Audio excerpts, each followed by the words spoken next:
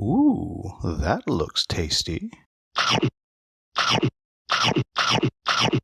Welcome, folks. Today, the Hungry Gamer is back with another game review, and today we're talking about Obsession, Pride, Intrigue, and Prejudice in Victorian England.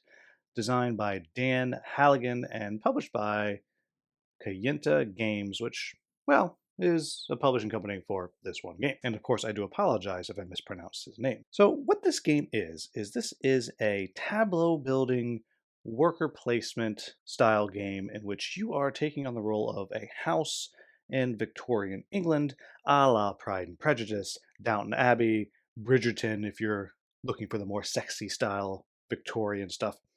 And each player is going to take on a house. Right here, I have like the House of York, and each house is doing their very best to impress the Fairchilds. And at the end of the fourth season, whatever house is the most impressive, they will wind up getting to marry a Fairchild of their choice. And you're going to do that through a worker placement, action selection, drafting style game. Now, if you are not interested in how this game is played, want to jump into my final thoughts, then you want to go to the timestamp on the screen right now. For those of us still here, let's talk about how this game is going to work. So what's going to happen is, on every turn, and you'll notice that there are 20 turns here, though I have it set up on the extended play, it can be shorter on the back end of it. As you're going through, you are going to be activating one of the activities that you have on in your tableau. And everyone has a bunch of different abilities that they have and that they're able to activate. But what's important is for every single ability that you activate, and I'll show you that in just a minute, you're going to have to use a worker. And that worker is going to allow you to do the activity. The activity is going to give you some kind of boon, and you're going to have various gentry that are going to do the activity with you as well, and that gentry are going to give you additional benefits. But before we get there, we'll talk about the basic structure of the game. So what's going to be happening is on each round, each player will take one of their workers and activate a building in their tableau. These are buildings like these here, and again, I will show you in just a moment what that looks like on your player board. After you activate, you will then have the opportunity to buy something from the market here. And there's all these different colors of activities that you can do, and the reason that's going to be important is because every round there's going to be a certain type of activity that the Fairchilds are looking for. In this case, green sporting. So whoever has the most points in green abilities, though I have that flipped over the wrong way, whoever has the most points in green will get the Fairchild for the next season, and it's a card that they can use. Now you'll notice here that this is worth -1 points.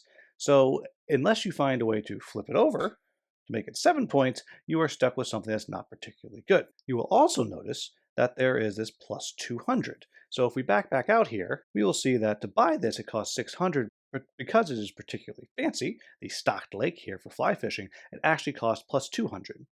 And as you're going through the game and things are purchased and rounds go on, these will move down and you'll come to the bag here and you'll pull out something new and place it out in the market like so.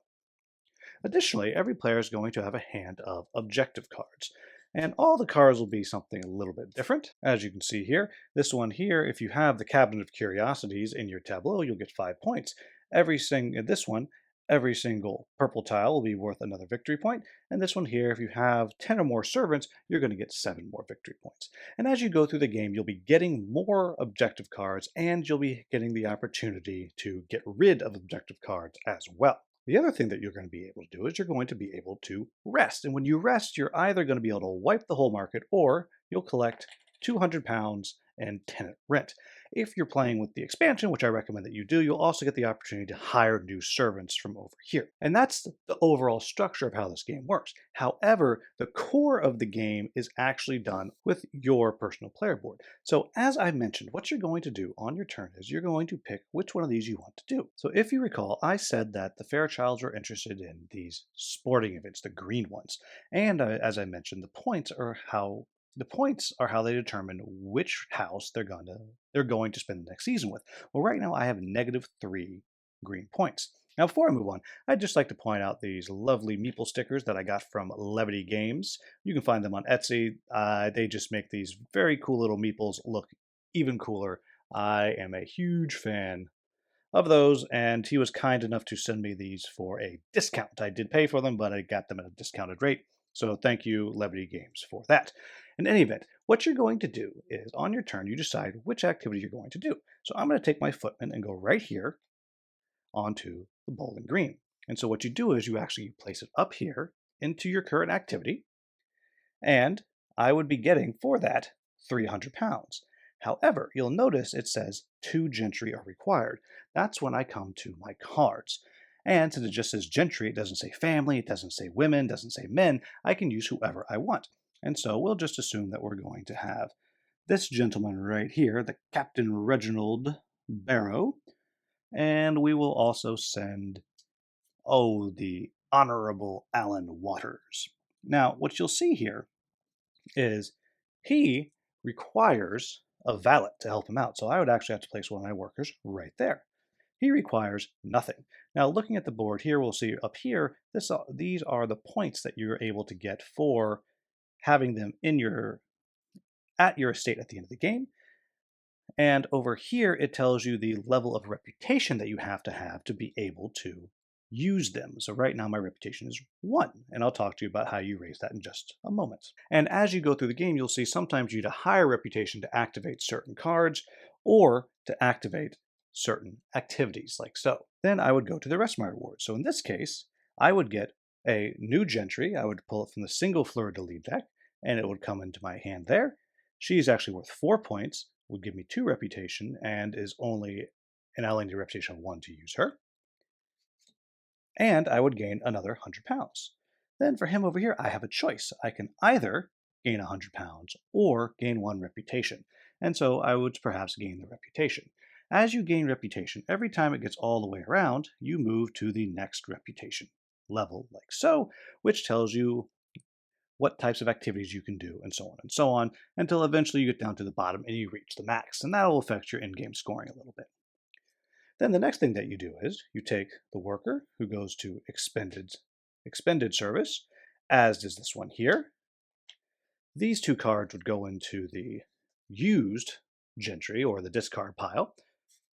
And then you take this here, and since you've used it, you're going to flip it over to the rose side and place it back. It is now worth 2 points instead of the negative points.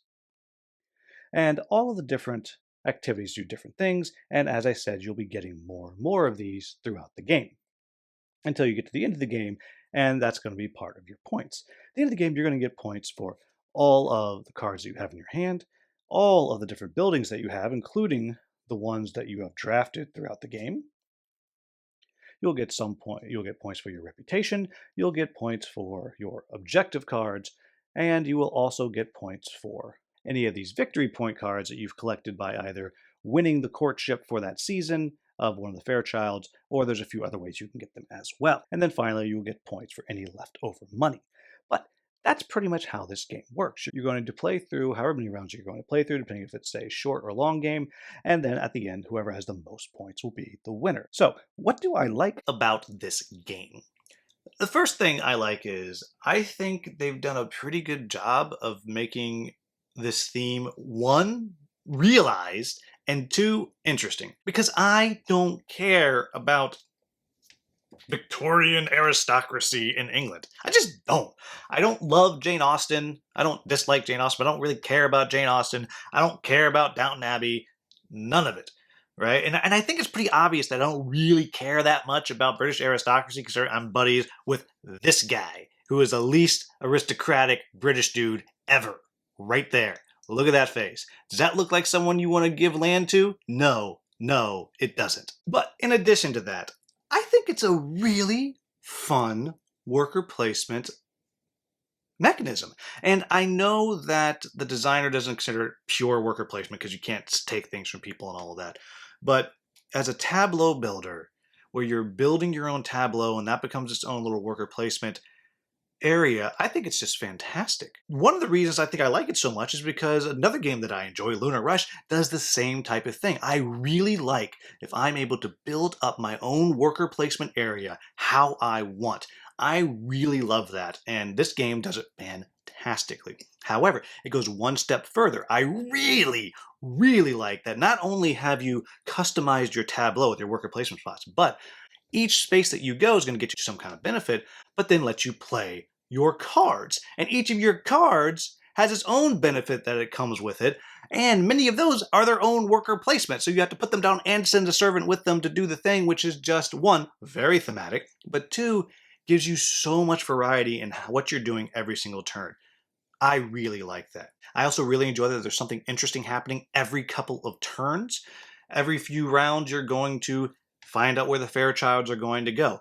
Every few rounds, there's going to be a county fair, or there's going to be a builder's holiday, or something. It's very rarely static.